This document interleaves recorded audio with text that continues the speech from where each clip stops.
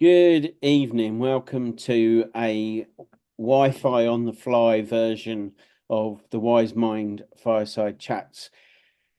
We have just been talking about what it means to live our lives as if our time is finite, which of course it's not live them as if it is. Our lives are finite, and not enough people truly recognize that or get a wake up call with long enough to make a difference for their lives. So we're just going to throw it open and have a conversation. I'm going to invite Erika to start us off because I paused her mid thought so that we could hit record. What was it that you wanted to share in relation to this healthy reverence for death? Um, what I think I was saying is it's time to challenge yourself, right? Because we are not here forever, and we don't think about it often enough to really get serious with ourselves about what it is that we want to be doing in this life. Like, if we have greater aspirations, we can't be sitting around just talking about the greater aspirations or admiring somebody else who's doing something that may seem cool or awesome. We can take that admiration and use it as inspiration about how can I apply that in something that's important to me, and what do I want to leave behind when I'm no longer here, because I'm not going to be here forever.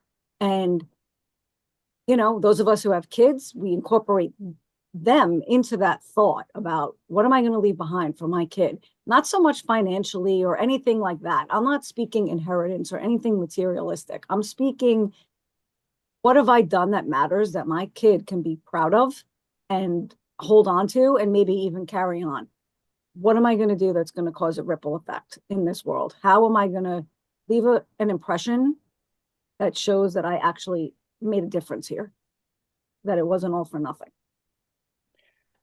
In Kane Ramsey's lesson on living with a healthy reverence for death, he makes reference to a quote. I will find out who that quote is by, that we die three times: when we take our final breath, when we are interred, cremated, whatever it is that happens to us, and the final time that our names are spoken. So it seems to me that the only way to avoid that final death, if that is even important to you, is to have something that keeps your name being spoken. Quick Google search, it's David Eagleman. I'm not sure who that is, but David Eagleman is quoted with that. There are three deaths. The first is when the body ceases to function. The second is when the body is consigned to the grave. The third is that moment, sometime in the future, when your name is spoken for the last time. Thank you. You're welcome. Andy. Yeah, it's we typically we take things for granted, and we think we've got plenty of time, and we abuse our time terribly. Um, you know, when you spend your time, you can't get it back, and so we need to get our focus and our priorities right, and that doesn't mean that we have to utilize every minute of the day to produce something, but we need to use our day in such a way that we are producing something of value that we feel is going to help someone or something. But also, when we're not producing, we're using that time in a wise way to make ourselves better, to make ourselves more kind of balanced as a person, so that we then, when we are producing, when we are interacting with the people, we're doing it in a way that is honoring to the other people. And obviously, it's easy for me to say now that I'm 60 that probably when I was 20 or 30, I really didn't value the time that I had as much as I do now. So, and I still waste a lot of time. And, wasting time again is not just about not doing something. Sometimes you can not do something and that's actually very good time. Mm. So, yeah. And so what I want to leave behind is for my children and for hopefully beyond my children is a different way of looking at things that I did when I was younger, of enjoying life in a productive, good way for society and those around me, and being the best character that I can be, and not just assuming that I'm a good person and that's enough. No. I wondered just before you said that whether age, chronological age, was something that impacts this. But then what you went on to say got me thinking along the lines of, should we actually consider our time as borrowed from our descendants rather than something that was gifted to us by our forefathers? A lot of us think of ourselves as, having this gift of being born, if we ever reach that depth of consideration, and it's a right that comes from the people that were behind us. But does it make a difference to the way we spend our time if we consider it as borrowed from our children, our grandchildren, etc.?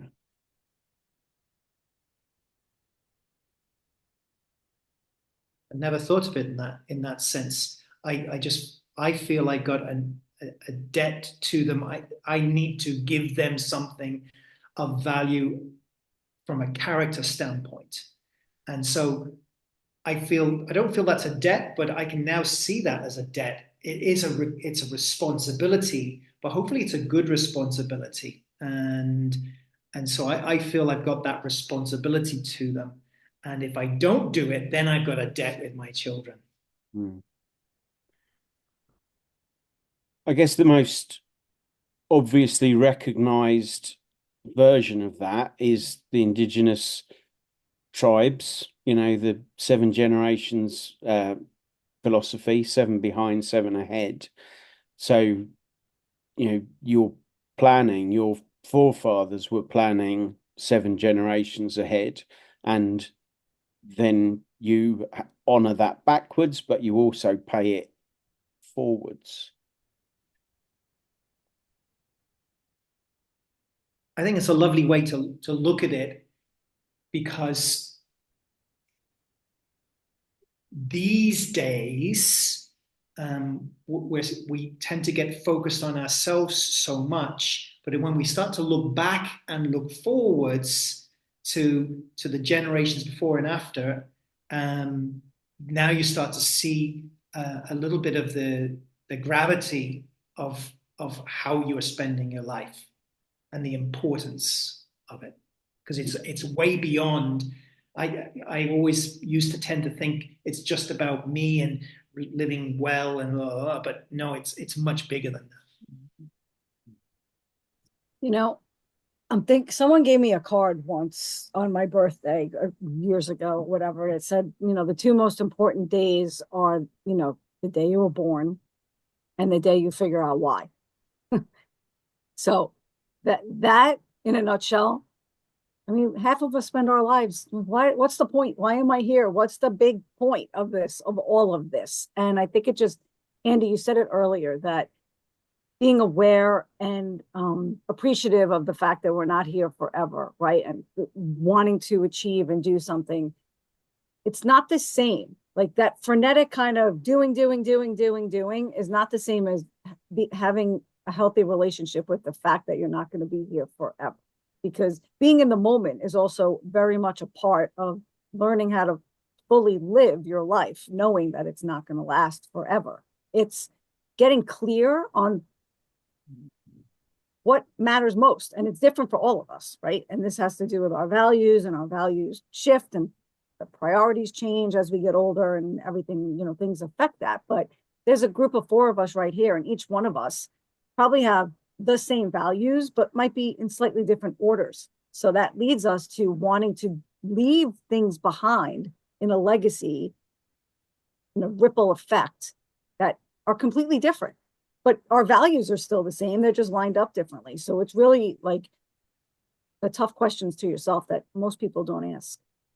What matters to me? Not what do I think should matter to me? What are people telling me should matter? It's what really matters to me. And what do I want to do with that? And how can I do that in a way that it's going to outlive me and my child generation and maybe a generation after him? It's a hard question. It feels really like a big responsibility almost, right? Like this needs to count almost, right? That's what it feels like for me. It's like a big not a burden, but a responsibility that I am honored to be gifted with, that I have this life that I've been given. I have certain talents and skills and qualities and strengths that I can put forth in the world that is going to have a ripple effect on someone. Not everyone, but someone is going to be affected by it. I feel like I have a responsibility to step into that. And we won't even know who. Right. Yeah, we never know where those ripples will come ashore, you know, if you cast the stone into the pond. And you and Andy have both said about the responsibility, you know, kind of owing it almost. So we also brought up the age factor, the chronological age, but something that I have noticed as I'm becoming older is that I am much less certain of my decisions. When I was a young man, and again, a bit like Andy, profligate with my use of my time, but I could make a decision like that, and I just knew I was right, and that's what I'm doing, and off I would go. But maybe it's a little bit of wisdom. Maybe I've just become more uncertain with age. But knowing what this purpose, this single purpose that I'm going to commit these remaining years to, is a much, much harder decision than it probably would have been for me a decade ago, or 20 or 30 years ago. Well, maybe it's not a decision in the rational sense. It doesn't, the decision feels hard because you're trying to make it like we make decisions. If you listen to your heart, it will tell you where you need to be going. I feel like the opposite has happened to me. When I was younger, I might hem and haw a little bit more about, should I do this? Should I do that? Because I feel like I was more susceptible or vulnerable to outside factors, trying to please other people or get approval for other things. And maybe I'm not going to do that or whatever. Those days are gone. And as I get older, I'm less worried about what other people think is right or should be good, and more concerned with what feels right for me. But I don't know that it happens up here. Man, it just feels right. And I think this is where I need to go. It's like that, the little bird on the Fruit Loops cereal, follow your nose, it's the Toucan Sam. It's a thing here in the States. We have a cereal called Fruit Loops, and the commercial is a bird, and the tagline is follow your nose, right? Like you follow the smell or whatever. You just follow the feeling, follow that seems to be something that makes me feel good. And I think it might have an impact. Less rational decision making, more gut like. I can definitely get behind not trying to rationalize a heart or gut felt drive, and absolutely, as you get older, other people's opinion of what you're doing definitely disappears. Yeah, Yeah, Brett, what do you got? Well, I'm with you guys on what you're saying. I'm not really sure exactly where I'm going, but really interested in following my heart and coming to it. But I will say, I really enjoy getting up in the morning. And when I walk outside and it's dark, just looking up at the stars and just taking a look at the moon and the stars. And hmm, how many times have I seen these stars, right? And from how many different places? Kind of like just being present. So before I get into the vehicle, just stopping and looking up kind of brings me back to being in my body. And then when I go to work, I'm a little bit more aware as to if I'm cranky or not cranky and who is cranky. And I can maybe say something that'll get them to laugh or get them to think or her to think, right? Um, so it's something about presence, right? Because it is a gift. And so just being in our presence for ourselves can actually be giving some stuff to other people, right? Something, because you can feel other people where they are, and if they're not in that great a place, but you kind of have your perspective, you can shift their day.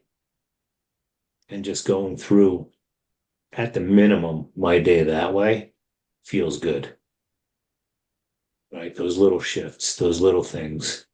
And then to leave something behind would be a working project, like a work in progress project, something to think about and really ponder. And so, yeah. But right now, I think it's those little interactions and just being present for other people and catching myself in that good mood. So it So, doesn't have to be something grand, is what I'm hearing. yeah, yeah, Hmm. yeah. You can travel and meet people and still do that same thing, right? And it's just a conversation, different perspectives. You might be looking to share something with somebody else, and they may actually give you something. Even if they're in a bad place, you may say something, and then it stirs them into giving something back, like another saying or something. You might be like, "Oh, wow, that's good," and then you'll feel that, and what does that do to you, and where does that take you? Feel into that. So there's something about the people that come into your space, right? People that come into my life. It's a reason, a season, or a lifetime. And it's kind of um, some people you can not see for years have another conversation. It's like they never left. Pick right back up where you were. And then other people, it's that quick interaction and you'll never see them again. So yeah, reason, a season, or a lifetime. And there's something with that whole piece in itself. It doesn't have to be grand. Would I like it to be grand? Yes. And that's my work. Right. That's what I would look to take it to the next level and not just leave it at that level. Hmm. So here's a That's question. Go ahead, Go Amy. ahead. Nope, No, go you go ahead. ahead. It's a question, right? So I'm hearing connection from Brett is like where what could possibly be what he wants to leave behind, somehow connecting and formulating a place where people can connect. I don't know. The question is, and I'm asking it to all of us, right? We all have agreed that we have limited time. We all have agreed that it is our unspoken duty to sort of fill that space and that time that we've been given with something that outlives us and ripples for time to come. The question is, how do we figure that out? How do we figure out what that is? How do we figure out what it is? When I'm going to use the words that we're all familiar with, our audience might not be, but we're all on a quest to fill this impossible vision of something bigger than us that fills a greater purpose. So how? That's my question. I'm just going to lay it here. How? Someone, please tell me how I find that. I certainly feel I would be better placed to answer that in round about a month's time when we come back from our little jaunt into Scotlandshire. But a number of things were definitely communicated to me earlier that are necessary, which are things like knowing our values and our priorities and knowing what's in alignment for us and the quality and caliber of our own personalities and our purpose and our direction and our reason, what our good friend Gabby would say, our why for having this, what is causing us to spring out of bed. So I guess some of those go to answer how do we discover it? I'm not convinced that it isn't just an entire life's work. I don't think it's a one and done. It's not like, today I know my vision and my purpose and hurrah, and then tomorrow I just get to carry on as I did. It's going to take time and commitment and effort, which of course is one reason perhaps that not that many people pick up the chalice, because it does take time and commitment and effort, and even possibly an understanding that you might not see its completion, but it isn't about you. It's about the impact that it has for the generations, and see previous about ripples. Yeah, that why can change throughout the years with different experiences, and then what you end up doing is you gather experiences over the years which bring you your meaning from your life, and then you get to a point where what can you do with that meaning, and that becomes your purpose. So, and then you just have to make the decision, and then you have to do the hard work then, which is getting yourself disciplined to put processes in place so that every day you're inching towards that thing. And you come back to the beginning of the conversation, which is using your time wisely, as if you don't have much left. And I guess when you know what that work is and you've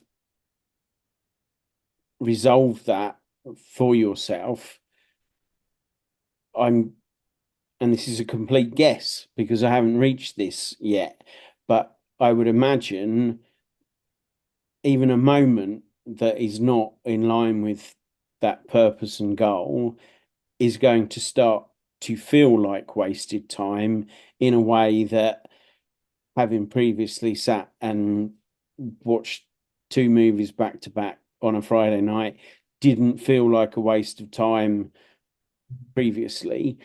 Now it is potential scheming, plotting. They both come with kind of negative connotations, but it's production, it's creativity time, even if you're not physically in the act of pursuing the impossible vision. Yeah, I'm assuming that it will keep coming to the top of your head. So when you're going through your day and you're maybe not being productive in a positive way, even if that's just resting in a positive way, it comes to your head because it's there. It's clear to you. Once it's clear, it will not leave. It will keep coming back. So every moment that you come into this kind of like, oh, I want to do, no. You've got to do this. That's what I think it is. Erika, I think you wanted to say something. No, I'm just in here having a, nice little going on in my own head, trying to Because when you said that about any moment that you're not working towards what you believe is the road that you're supposed to be on is feels like an epic waste of your time. I like everything was like, yes, I totally understand what that feels like. And I never looked at it like that as a way of the all signs point this way kind of road, that this is where I'm supposed to be, because everything else, if I'm working or doing something, it's like, oh my God, I wish I had more time to do X, Y, or Z, because that's the road that I really want to be on. The problem that I come into, not that it's not even a problem. That's not even a problem. It's just, I find the bigger challenge, there's a few things that I want to be doing, right? So it's like, do I necessarily have to be focused on just one thing? Or how do I find a way to kind of meld all the things that I see a need for into the one big main end of the road? This is what it is, but incorporate all of it in there, and have a way to collaborate with people like you, like all of you. Like, what is it that you're doing? How do we kind of mesh it all together, because it all has the same intention. I think a lot of that is what is in alignment for us. I can't imagine that whatever your true north is would be, whatever these other projects are, would be, suddenly due east. You're not going to go way off compass bearing with a completely different project that's actually out of alignment with the big picture. And I think what this does is removes that element that we are aware of wasted time, where you spend all your working life, like, when I retire, I just want to go bass fishing, or I want to go and do this. And it's like, when I retire, if you've found something, then you'll be working towards it all of that time. Retirement won't be a thing, because you will just continue to work. And like with your projects, it might be that the first one you decided to work on starts to come to fruition, and it just needs some gentle management and a bit more energy and effort put into it from time to time. And suddenly it becomes like the branches from a trunk of a tree. The tree is still growing straight upwards, but the branches can go off and deviate slightly. All the energy still being drawn up from the soil and drawn in from the leaves and like. Just goes to show how little I know about the biology of trees, but that's not the point of the conversation. Unless it's an avocado tree.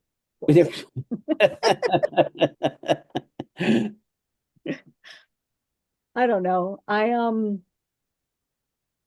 There's something about pigeonholing myself, right? Because I'm not a one-dimensional person. I'm multifaceted. So there are areas that speak to me because of my own experience, because of what, I might see that there's a need in, that I don't want to just focus on one area and then forget, the rest of it. So I'm trying to figure out how you ultimately leave a lasting impact in multiple ways. I would like to say, though, that this is not to say that sitting home on a Friday night watching a couple of movies is necessarily bad.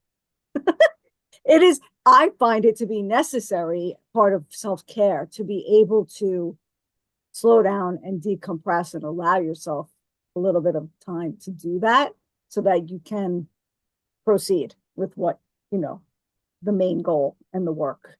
We need to slow down a little bit in that process.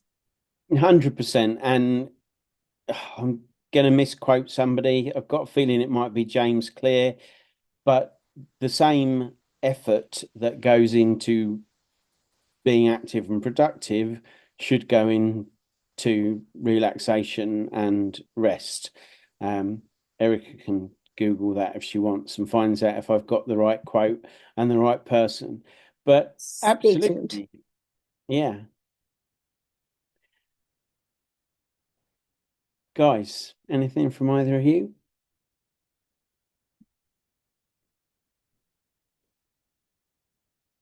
Yeah, I just to jump a little bit on some of what Brett was saying. You know, he seems to it seems to come relatively natural to him to kind of look around, observe, see the stars, and look to see how other people are, look to see how he is. I know for me that was not a natural thing for a long, long time, and it's still something I'm developing. But that would be a wonderful thing for any of us to be able to pass on to people around us. That ability to just stop and reflect for a couple of seconds, so that, because it's very easy, and I know I did this for many, many years, is you're just going from day to day, from one into the next, and you never stop to reflect. And you never even stop to celebrate, let alone, stop to reflect on the bad things that have happened. So I think I could be wrong, but I think we're missing a trick right there. And I know I missed that trick for many, many, many, many, many years. I think we're not taught to do that. Sorry, Alec. No, you're right. I was about to say, I think Brett has, and he's shown this through a number of conversations on our channel, an uncommon, for the modern world, uncommon interest in getting to know people that he doesn't know. You know, that old, it's probably a meme these days, strangers are just people family you haven't got to know yet, or friends you haven't got to know yet. Brett's one of the few people I know of who actually embodies that and takes the time to want to get to know people and to hear their stories. And yet, getting to know people and understand their stories is also central to everything that we talk about, because we want people that we come into contact with to feel heard, to feel that we sought to understand them. And Brett actually takes the time out of his day to do that. Well, think about it. We're not taught to do that. As a little kid, what is the first thing you hear your parents tell you? Don't talk to strangers. It's stranger danger. Don't do it. Don't do it. So then you grow up and it's like, I'm not going to talk to you. Like, I don't know you. I'm not talking to you. And then as you get older, in the hurried world, stressed out, you just, out of fear or just out of a low tolerance for it, like we're not getting to know each other on a human level, right? So we're taught that at a very early age. And yet, if you watch kids kind of the world over, and I say that because of having taken my son on holidays and things, they will engage with each other very freely. Most kids will take a smaller kid under their wing and they will at least try to get into a conversation. Yes, you might see a bit of power play here and there with kids of different ages, but you're right. It is the things, there are things out there to fear, and one of them is people who are different to us or who we don't understand or don't take the time to begin to understand. It's a hard spot, right? As a parent, it's a question. It's a legitimate question that I have.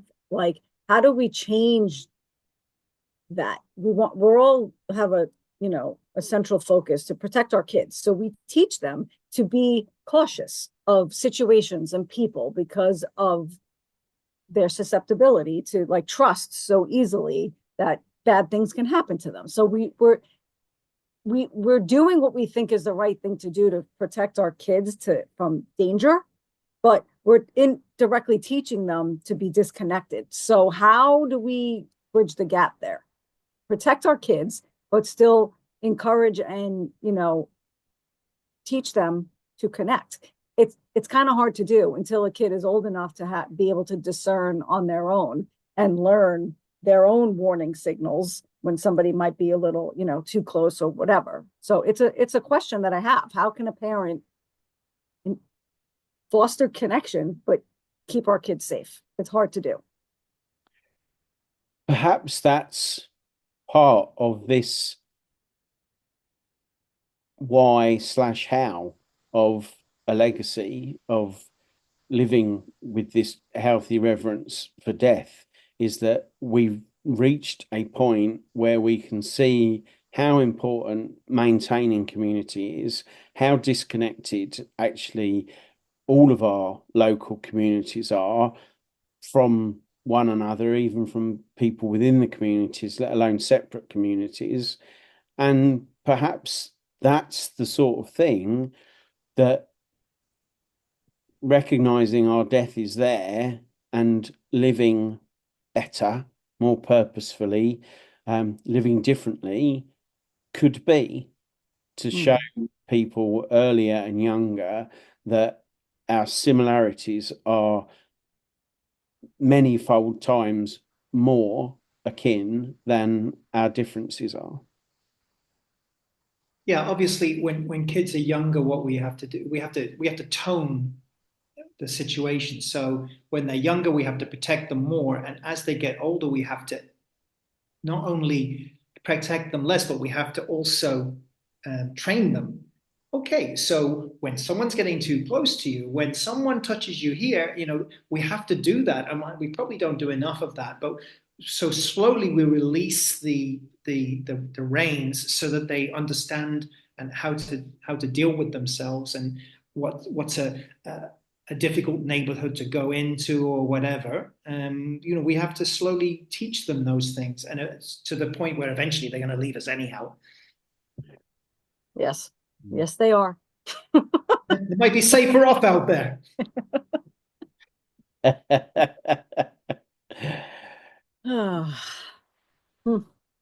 Interesting conversation. So, any closing thoughts on living with a healthy reverence for death, recognizing that our time is finite and what impact it has on shaping the way we want to be in the world tomorrow? I'll just say it's not a topic most people want to talk about because it feels scary. It evokes feelings of sadness and a lack of control, but it's inevitable. And the sooner we accept the inevitability of it and try not to fear it, the sooner we can take hold of our lives and, live the way it's intended. It's not easy to wrap your head around. It's a scary topic. Most people in our culture does not want to talk about it. So we don't talk about it. And then we act surprised like it comes. Like I act every year surprised that Christmas has come, but I know Christmas is coming the same time every year. At least I know when it's coming, and I still act surprised. We all know that the only thing we have in common is death. We're all going to die. No one's getting out of here alive. Okay. We just don't know when it's going to happen. That's the scary part. That's what makes it nerve-wracking, is because none of us know. We're not guaranteed anything. It could be a surprise, right? And that's the scariness of it. If you just accept that it's going to happen, you find pleasure in the little smallest things when you can do that. I'm grateful for a parking spot that's close to the store some days, because I'm like, woohoo, I got a close spot. Like, okay, because that's cool. That's because today that's what I needed, and I'm grateful for that. So I just think the conversation needs to happen, and we all should keep it in the forefront of our brain. Yeah, it actually can be quite liberating, because when you think about it, we're so especially when we're younger, we're so focused on, I've got to get through school, I've got to get through university, I've got to get my first job, I got to get the wife, got to get the house, I got to get the dog, I got to get it. We're so focused on all that stuff that we don't look inside of ourselves and find out the gold mine that's inside of us and how we can grow and then what we can give as a result. So what ends up happening, certainly in my case, is we we get all of the things, and then we start to go, something else missing here. We start to look inside them, and we've missed all of this time when we could have given so much more. So it's actually a massive opportunity. Yeah. I think it makes it a lot easier to say no to stuff. You made a great point in a different one of our conversations, Andy, about I'll give you $10 million, but tomorrow's the last day of your life, and how quickly people would change their mind about accepting that sum. But if we really went into each day as if it was the last day of our life, how many times would people say yes to that thing they really don't want to, would get into the debate or the argument with the person that they've got no interest in having those same conversations day in, day out anyway? It really focuses the mind and the heart on what is important. And I think from that perspective, I suppose it's freeing, like Andy was just saying.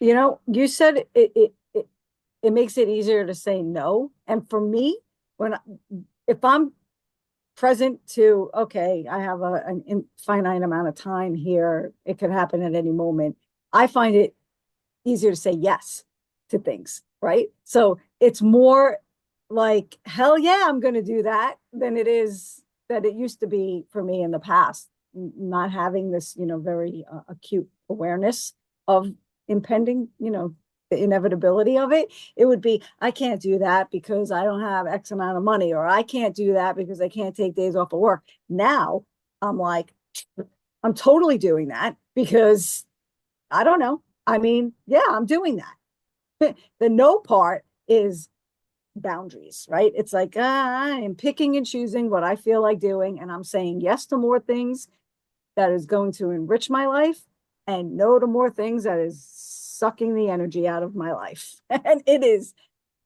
freeing as hell and fun to be able to live like that. Brett, And we lost Andy. we did. Go Yeah, ahead, his Brett. battery probably died. I think you guys hit on all the key points. I think for myself, it's just really being present to the decisions that I make and